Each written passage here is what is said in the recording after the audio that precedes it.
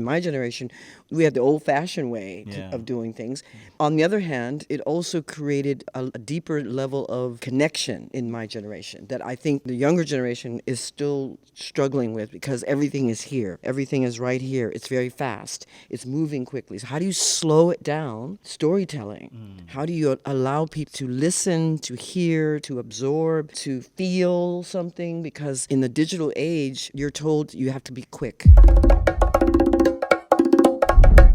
Welcome to the Bicultural Edge, a podcast by and for the bicultural, the African diaspora, and friends. In each episode, we'll be exploring the many ways how our culture, our lived experience, but most importantly, our identity help us and then shape how we navigate different worlds.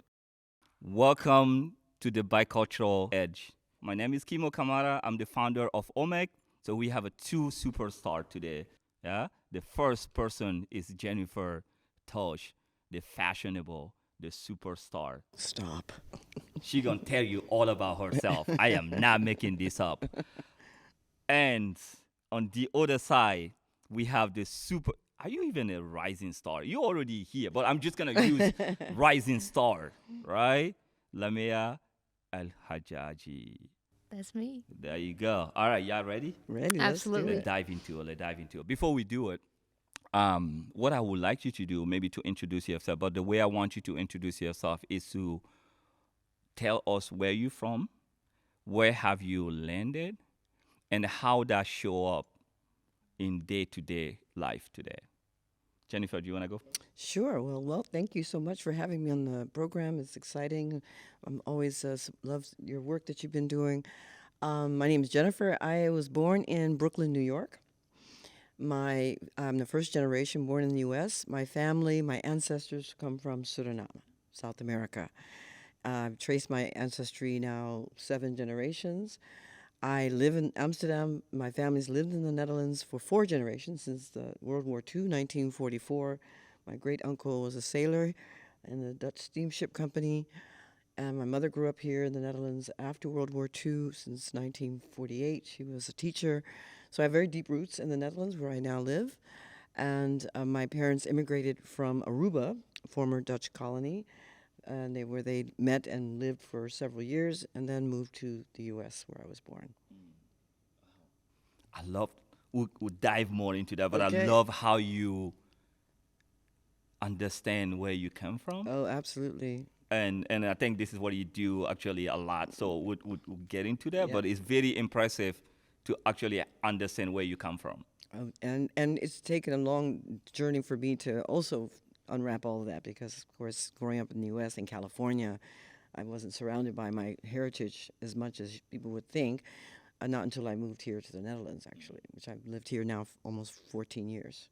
I love that you use the keyword journey, which Yes. we're going to explore more, because bicultural identity is the journey. Absolutely. So you've been on that journey, so we'll get to that. Okay. It's El Hajjaji. That's me. There you go. I love the last name. Thank you. I love it too. I thought I loved the first name, but like, man, I'm getting used to saying the last name. The last name is a pleasure to have as well. I was actually born in Morocco, so I'm technically a first-generation immigrant, just like my parents. And I was born in El Hajjaji, which is at the north of Morocco. I am indigenously Amazigh, which is one of the indigenous folks of North Africa. We are, like, throughout history, we've spread out through Morocco, Algeria, Mali, you name it, we are there in the north, and some of us even way down south. And when I was about a year old, so that's the unfortunate part to me, I immigrated to the Netherlands. So it's been now 26 years that I've been in the Netherlands. And the majority of my family still lives in Morocco, so that's also a different perspective on life for me. Okay, so there's this complexity here. We all bicultural of African descent. Mm-hmm. I'm originally from Guinea, which is in West Africa. I spent, the formative part into my early 20s in Guinea, so I kind of had like the cultural understanding, background, and everything before moving to the US, where I actually culturally my second culture, like which is the U.S. culture or whatever. And so that's my bicultural background. So we all here have bring like a different flavor of what it means to be a people of African descent in the diaspora and then bicultural background. So with this different background, with Amazigh, Moroccan, but living in the Netherlands, but you having the Suriname background, growing up in Brooklyn, and now living here, how's the narrative before you that we all grew up in? How is that shaping your understanding of your bicultural identity? Well, for me, and I actually was born in Brooklyn, but I grew up in California. When I was 5 years old, my family moved. I always had this I felt a little bit awkward very early on because my parents being immigrants had a very strong accent. Most people didn't know where Suriname was, so they always assumed that we were from Jamaica because, those times people didn't have a sense of the global map of the African diaspora. Still, most people don't. Yeah, it was even worse then. And so I learned about my ancestry from my mother, who taught me about Suriname and culture and history and the indigenous people of Suriname, about our ancestry, but it still felt very much removed. And I didn't grow up with my family that was from Suriname or that lived here. I was very much isolated in this sort of, American bubble. And it wasn't until actually that I started going to university and deepening my research and taking courses in the University of California, where I studied, about Suriname Dutch history. And then it started to open up, and then coming here as an exchange student 14 years ago, where I got to really interact with my immediate family, that it really started to come together full circle for me. And Lamiae? I think for me, I grew up in a really small Dutch town. I still go there to sleep there, but I'm usually not there. And it was really interesting because I grew up looking back at middle school, so basisschool, which is kind of middle school-ish. We were the only school where it was a very tiny school, where everyone was an immigrant. So it was called an openbare, so a public school. Okay. But we were known as the school with all the immigrant kids. So back then it was kind of a dual thing, because it was like, oh, you're being made aware of it, but it didn't really matter that much. But then when I went to high school, where I was literally the only Moroccan and hijabi and Muslim person in class, you get really aware of it. And because you don't really have a reference point, and for me, I was quite the shy kid back then. You would not imagine that, but I was a very shy kid. I had this feeling of having to prove to Dutch people that I'm no, I'm not like the others, which is such a horrible thing to have to say. But later on in life, and quite quickly as well, because I realized what the heck am I doing? I have such a interesting culture. I grew up with so many cool things in that sense. I started doing quite the opposite. I rejected the Dutch culture extremely. So I went from one extreme to another, and I would almost even say nah, I'm Moroccan, I'm not even Dutch. So then that phase happened, and then I finally found the balance for me. And the balance for me was in realizing that having the privilege of living in the Netherlands, because it's still a privilege, and having the privilege of having this bicultural background is such a power. So I let go of and I had the luxury of letting go for my generation of the whole aspect of, I have to be different, I have to prove myself. And I started embracing all the different features of it, from understanding 4 languages to understanding different cultures to just everything that I could get out of it. So that's kind of the shift that it made for me for the past What she years. said. Yeah. I love what he said there, because again, we're talking about this journey on the bike, this bicultural journey, right? You just don't wake up one day and hear Kemo defining what bicultural identity is. First of all, I think in one of the other episodes we have defined what bicultural identity, but if you're listening to this, you have no idea what this concept of bicultural identity is, because most people don't. It's literally, to use the word privilege, is having the privilege of navigating two or multiple cultural framework, right? If you're bicultural of African descent, like all three of us, we have that African heritage, but we're also living in the West, right? Again, for three of us living here in the Netherlands. And so we are part of the fabric of this society, Right. right? We claim that part, like, Absolutely. so that's part of our culture, it's part of our identity. We grew up here, so there's that aspect. But we also have the African heritage. And so we have the privilege of navigating these two. And the more we learn about these two cultures, the more we incorporate and negotiate that into our identity, the more power we have to navigate between these two cultures, to solve situation, to deal with. And so that's the bicultural identity. But that's a journey. And I love how we each of you talk about that journey. And so the bicultural journey start with like the awareness, right? I think both of you went through that. So you have this awareness time where for me, the awareness period was I'm not an American. When I moved to the US, I'm an African, period. Anything that will make me an American goes against my African identity. And so I completely reject. I'm here for the business, learn, educate myself, get the experience, get out. Yeah, so it was like the similar thing. And then so I started embracing my American identity. It led me to question, wait, what my African culture is better than the American culture. I started studying more and I started learning more. So got to the journey, got the willingness to embrace the culture, and now you get the work done. Like you start realizing, oh man, this is dope. So I need to learn more about the culture. And so getting there.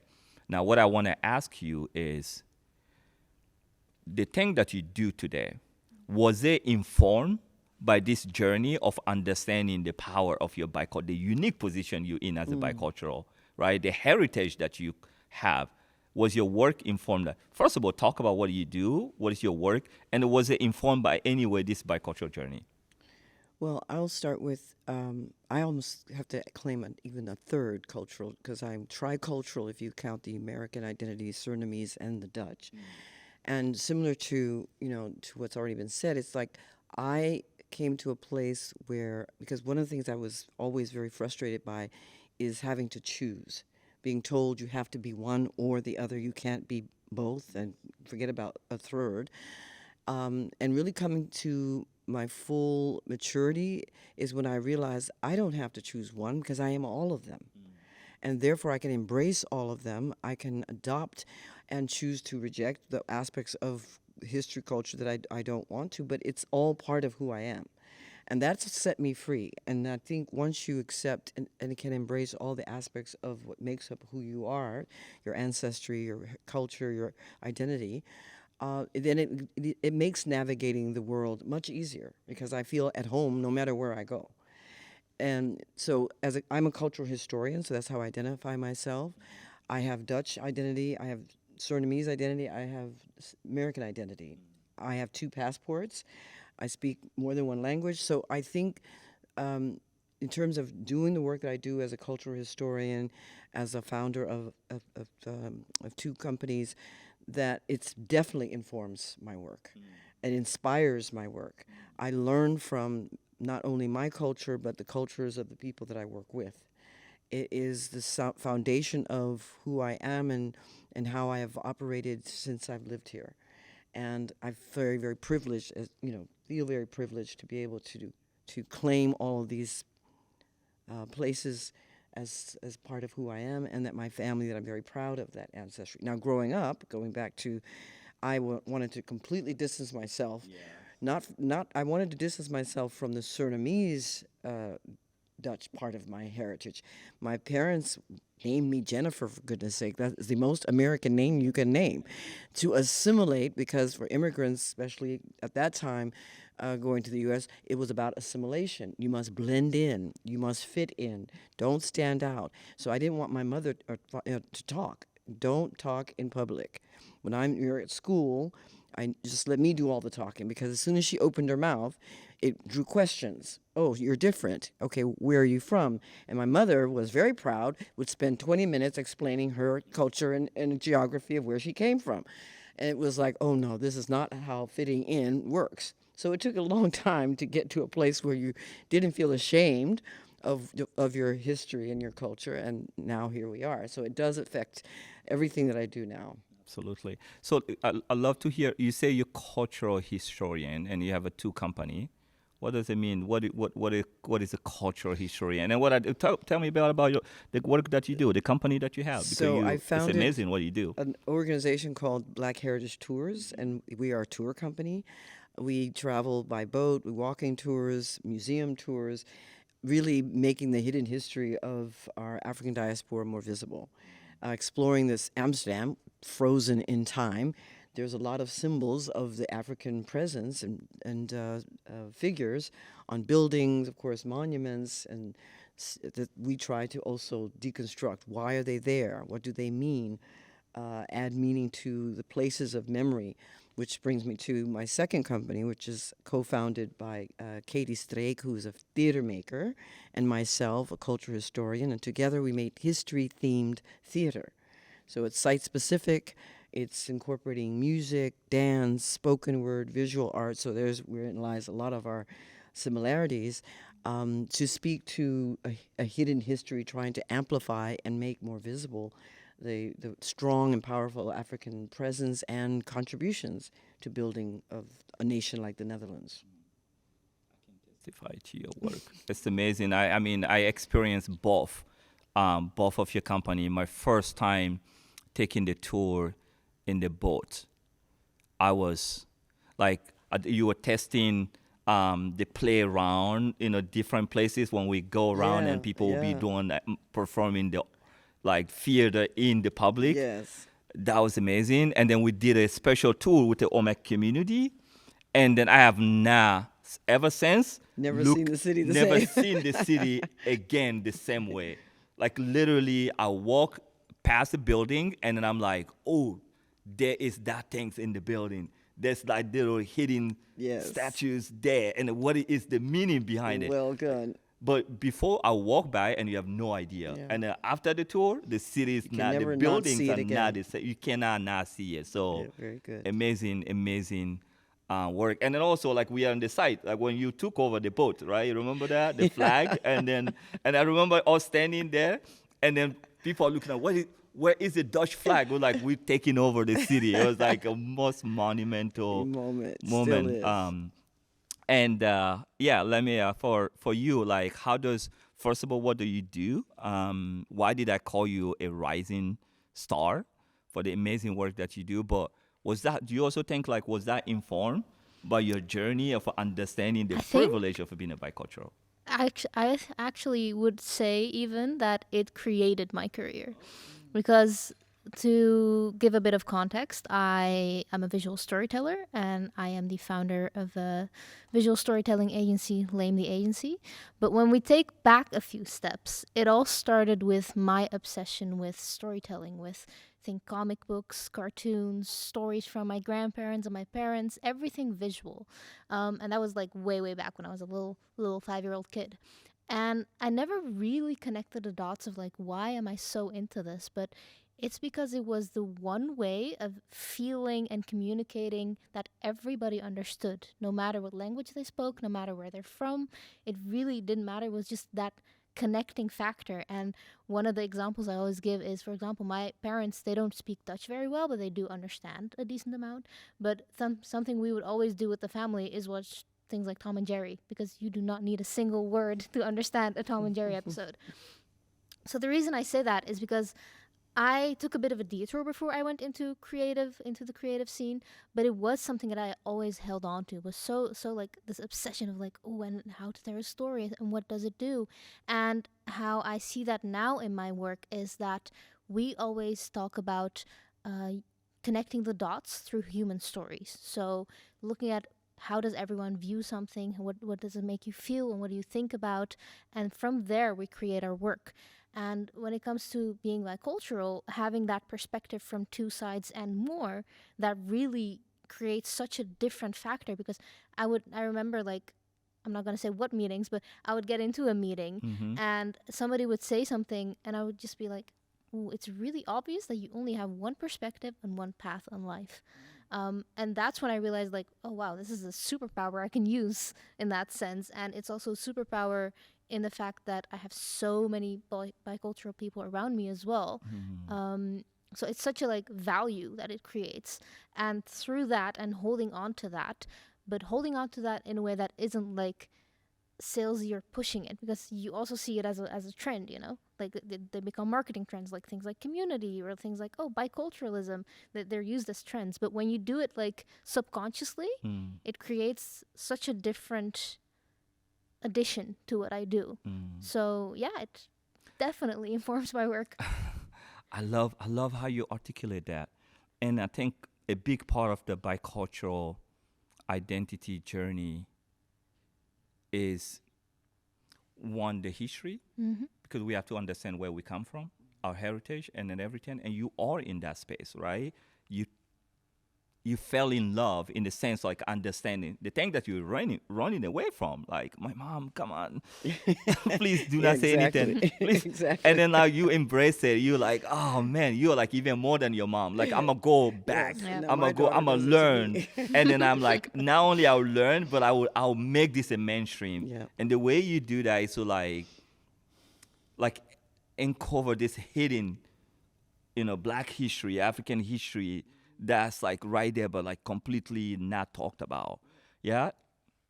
And then you talk about the narrative, right? And then I think when you think about this younger generation, all that we talk about is so, man, let's change the narrative, because there's a narrative that's built before us, right? The generation before, like, they build this narrative that's completely against it, not only erasing our history, but they build the narrative that's against us. So your work is like reclaiming that and telling that story, right? And so for both of your work, this is a part of the generational concept I want to bring in. For both of your work, I love to see, like, what do you see first, like the generation before you that did the work for you to be doing what you're doing today, right? How do your work connect and appreciate what they did for you? But how do you also see the generation, like Lamiae's generation, the work that they're doing? Like, what do you see there that you appreciate, that you have a similarity? Yeah, and that's a good question. I really do now very much understand what my mother in practice would do. I didn't understand. She would do things like a libation ceremony to ward off an evil spirit. Well, I thought that was normal because that's what she always did. But then I didn't understand that it was Vinti that she was actually practicing, which is a spiritual practice, African-based spiritual practice from Suriname. And I'm like, wow, I was raised a Christian, but yet she was still adopting or utilizing tools that she grew up learning, and that they weren't competing. This was important because what it taught me was that you can embody and embrace more than one cultural practice, and they're not competing with each other. So it doesn't threaten my Christian beliefs, because I also do libation ceremonies in order to invoke the spirit of my ancestors.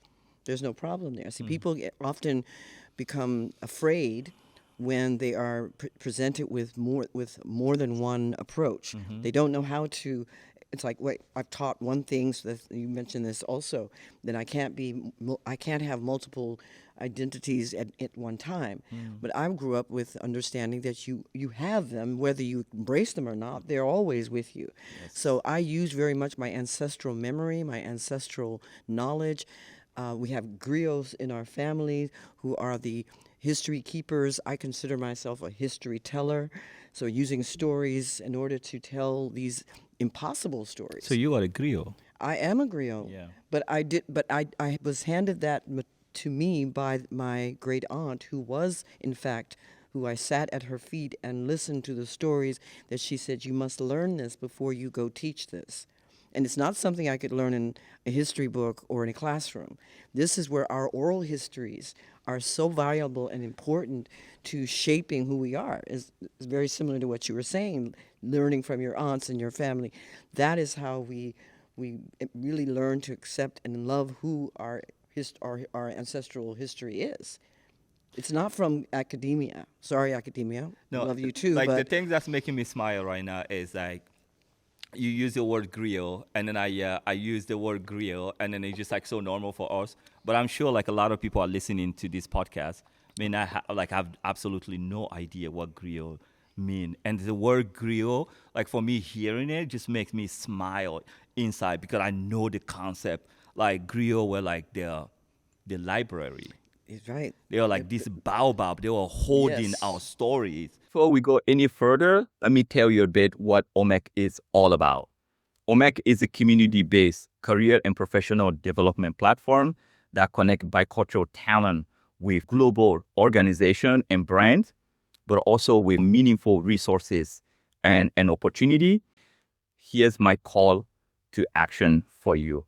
Go right away on the website and register and to join our digital hub, our digital platform for free, where you will have the opportunity to meet and connect and engage with the global community of other bicultural and also be able to participate in workshop, meet new people, and find job.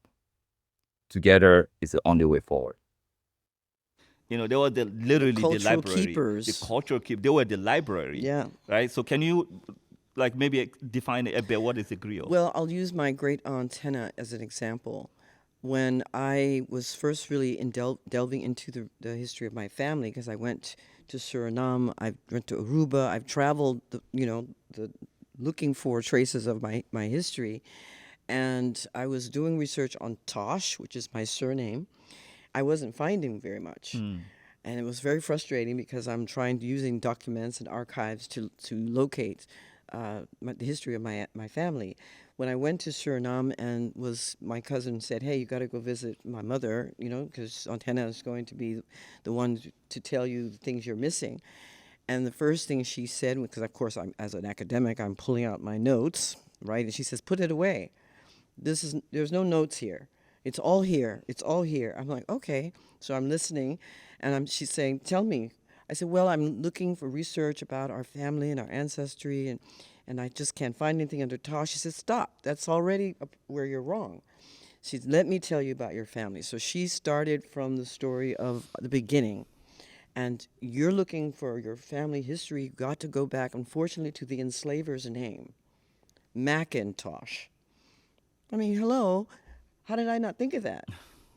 And she then started to explain to me why Macintosh, our name is derived from that, and this goes back to slavery. And she's telling me the story that there's no book that could have given me this.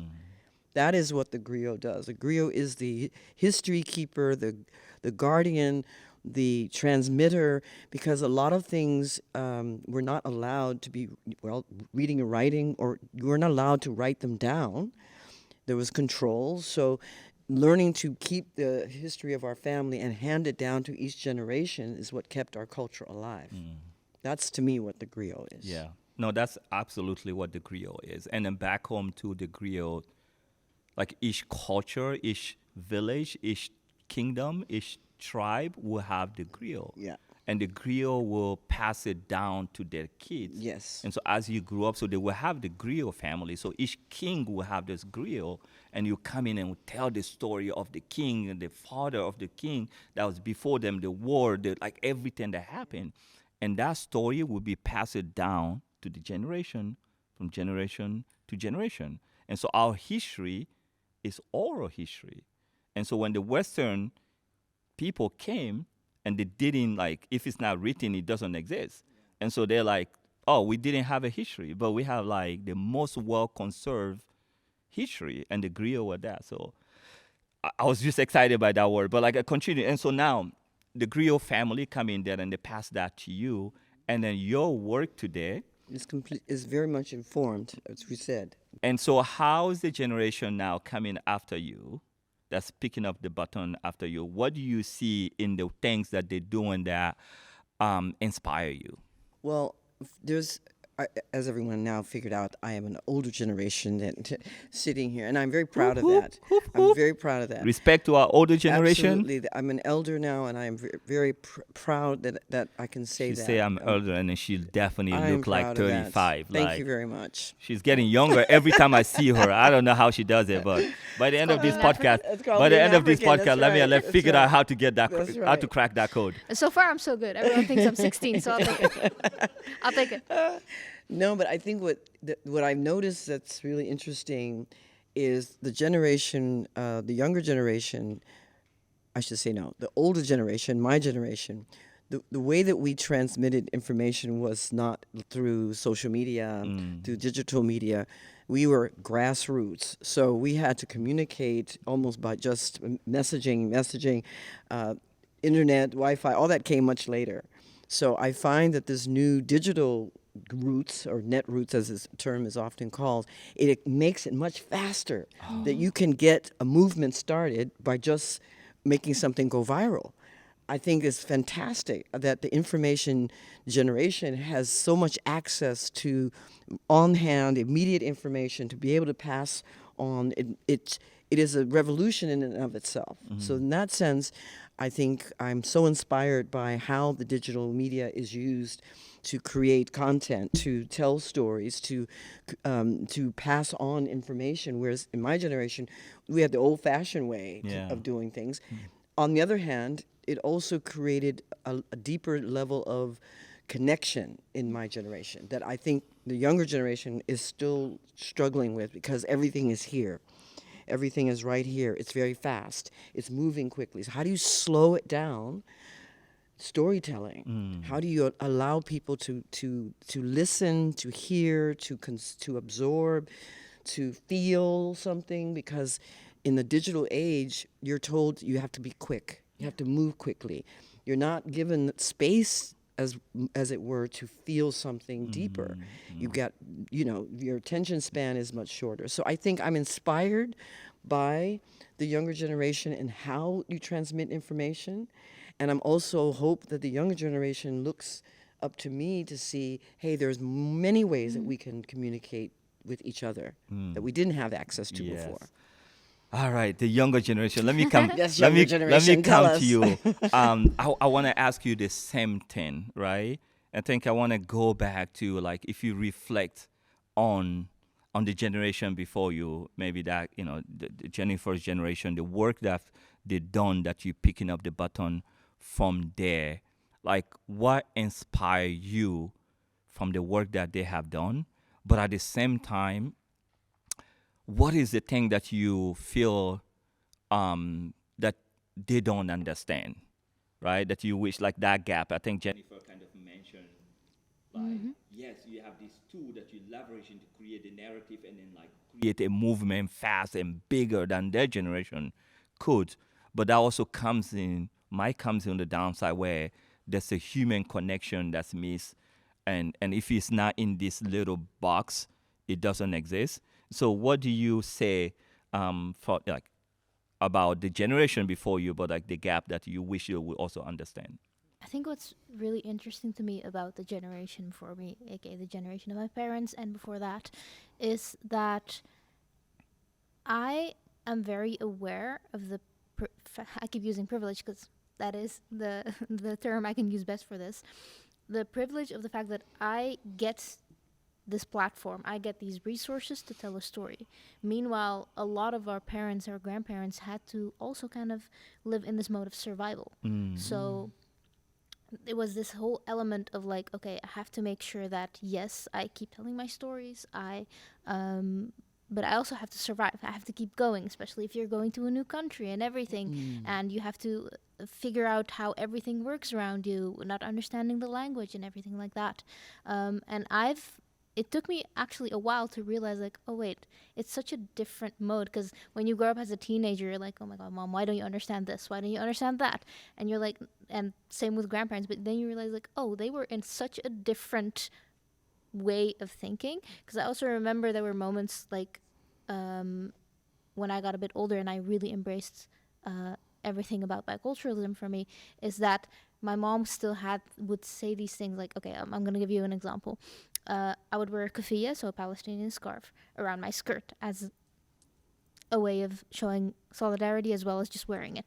And then my mom would be like, oh, don't do that because what if somebody attacks you or what if something happens? And I'm like, what about the scarf on my head? But it's like that mode of like survival and like, oh, protection and make sure that this, and this.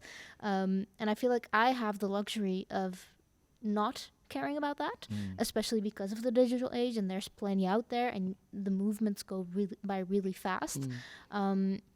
That's something that's really interesting to me.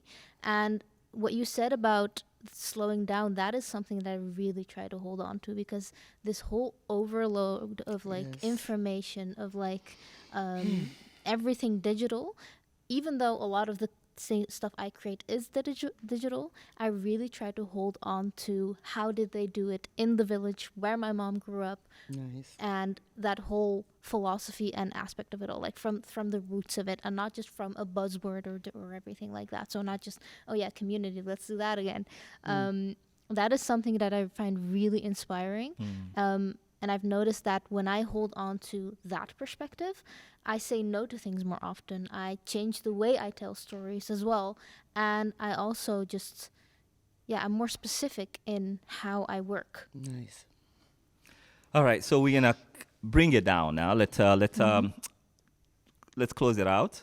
No. Okay. I know, that's how I Go feel on. like. I've been loving Like the conversation. when we talk about the bicultural conversation, especially this intergenerational, I Yeah. think the two of you are like the perfect people that we could have in this podcast to have this conversation. And then I feel like we have so much to say. Maybe let's talk to the team. Would there be a part to this Yeah, conversation? Absolutely.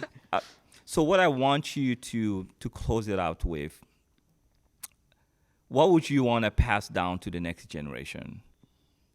Not history, not advice, but a feeling. I think you mentioned that, like, if you come out of this box that you have in your hand, like, what kind of sense of, like, a feeling that you want to pass to the next generation? Well, for me, I'm thinking a lot about legacy. I'm thinking a lot about the afterlife, even my afterlife. What will that look like? What will people say? How do I leave something behind that is sustainable, that doesn't just say, wasn't it great what she did back then, but that look at the future of what she created. That for me, and one thing I really respect that was said is that you're learning from your ancestors, your elders. One of the things that really upsets me more than anything is the younger generation who claims to have created something without giving respect to or acknowledging what their ancestors or elders have, the shoulders that we all stand on. And I think that's very important that the younger generation understands that they are standing on somebody's shoulders, whether they want to acknowledge that or not. And it gives you power if you're leaning on. There's no moment that I'm not doing my work where I don't feel a whole line of my ancestors in spirit standing with me. The first year of my doing this work publicly, I cried literally every time because I felt the weight and the power of what I was doing, and that I was speaking. They were speaking through me. So I think what I hope to leave is that a sense of responsibility, that feeling that's much deeper than your head. It comes from your heart, from the soul. That makes you, like when you've left doing the tour with me, you feel something that you're like, wow, I didn't even know that was a possibility to feel that way. So for me, I want to leave behind a legacy of work, a body of work that my children, my grandchildren can look up to and carry on forward. And whatever that possible future could look like is infinite. So if you leave working with me or collaborating with me or experiencing a tour with me or a lecture, whatever it is, that it gives you something that sparks, ignites something inside you to want to go do it yourself. I love it. And Lamia? When you said feeling, the first thing I thought about was actually from a religious thing.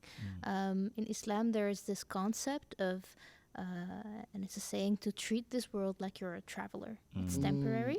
And that might sound morbid for some, but it shifts your perspective. When you are traveling to another country, you keep your eyes open extra, you create memories, and you also hopefully leave the place behind as it was or even better. And I really, throughout the years, I've felt that concept more and more, because if I look at the world and if I look at everything I do as if I'm a traveler, I'm gonna look at it in such a different way. And rather than being like, oh, either like, oh, I have so much time or everything like that, it makes you appreciate things more. So if you keep on that feeling of like, oh, I'm a traveler in this world, you kind of look at things from a different perspective, I've noticed. So I think that's the main thing. I love it. I think there's a quote like, to know where you're going, you have to understand where you're coming from. And I think like summarize the way you talked about that. I relate to that from the religious background, which is passing by here, and so you have to try to make the environment the way you found it better, at least keep it the way it was. But for me too, I think having the sense of like you're connected to something. Yeah, and I'll just give a quick story for this. I went back home, I think 3 years ago. I was explaining to my big brother about like what Omek is about, because my parents were community builders. And so I was like, basically it's the legacy of my parent, but I'm taking in the global because they were in one country in Guinea. They did it phenomenal. If I can do 10% of the work they did, I'll be happy. But I'm like, I had the opportunity to go outside, so I'm taking that. And then he was like, let me tell you where your parents come from. And so he had the opportunity to tell me my grandparent, my great, like all the way to 5 generations. They were all, they build village and they invite people there. They build tribe, they invite people. So like these people have been community building way before my dad. So for me, it stopped on my parent. That's what I witnessed. Right. And hearing that story completely changed the way I see myself, because I'm like, oh man, I'm standing on the shoulder of this giant. And these are people that went and saw a place, carve up, build a place, and then invited other people and build a whole village. And then when I get that and that sense connected with Omek, and I'm like, what I'm doing, this is not just, I'm such a small part of this work that I'm doing, so it became bigger. Yeah. And so that for me, it's like that kind of legacy, like Nice. we know where we come from, and if we know where we come from, it gives us a clear idea and a blueprint to where we're going. And that way we can hope to contribute into the society. Well said. Thank you so much for being here Thank and for you. sharing your Thanks for story. Thank you for having us. Yeah.